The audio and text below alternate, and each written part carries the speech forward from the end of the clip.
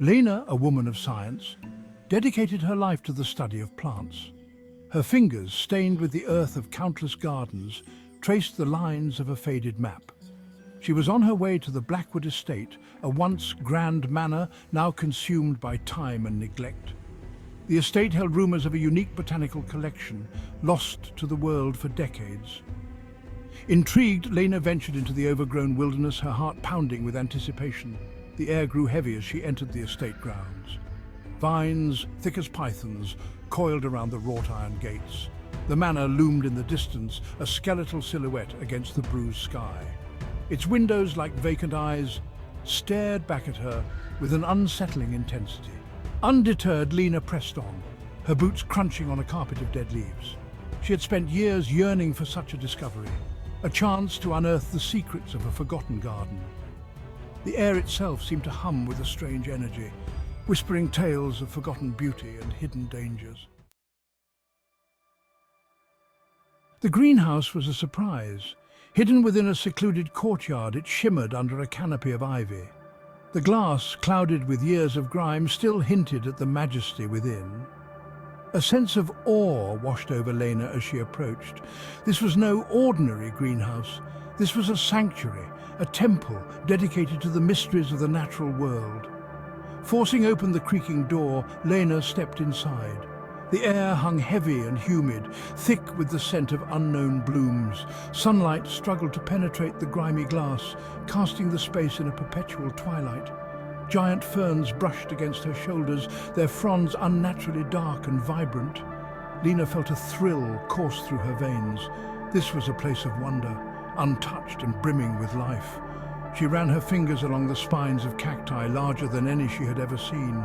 Exotic orchids dripped from the rafters, their petals painted in colours that seemed to defy nature. Lena was enthralled. She had stumbled upon a treasure trove of botanical wonders. But a strange unease lingered at the edge of her fascination.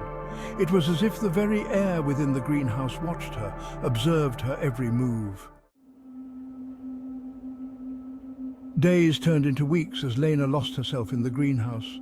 The plants, vibrant and strange, seemed to respond to her presence. Their leaves rustled when she was near, and their flowers turned to follow her movements. At first, Lena dismissed it as a trick of the light or an unusual breeze. But as time went on, the movements felt deliberate, almost sentient. One evening, as Lena examined a particularly striking orchid, she heard it. A whisper, faint and raspy, like the rustling of dry leaves. It seemed to emanate from the orchid itself. A single word repeated over and over. "Listen." Lena drew back, her heart pounding. Had the plant truly spoken, or was it her imagination playing tricks in the fading light? Despite her rational mind screaming at her to leave, Lena found herself drawn deeper into the greenhouse's embrace.